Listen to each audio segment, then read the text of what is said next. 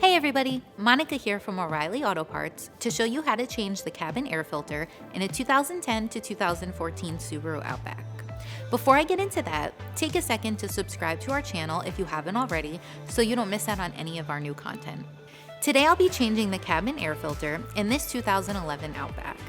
And procedures will be similar for a lot of Outback models from 2010 to 2014, but be sure to know the specifics for your vehicle before getting started. If you are not completely comfortable doing this yourself, we'd be happy to recommend a professional technician in your area. Once you've got your supplies together, here's what you'll do.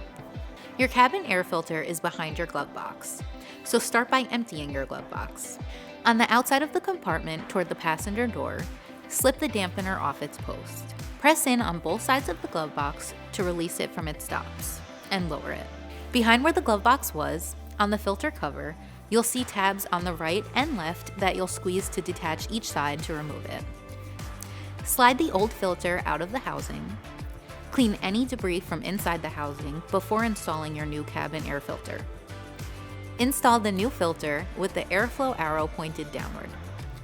Reinstall the cover, making sure it snaps into place on both sides.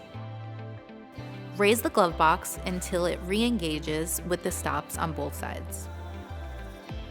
Replace any items you took out of your glove box and close it.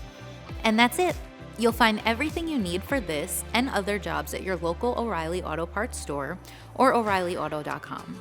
Our how-to videos are designed to help answer questions we get in our stores every day. If you found this one helpful, subscribe to our channel to get all the latest. We'll see you again soon.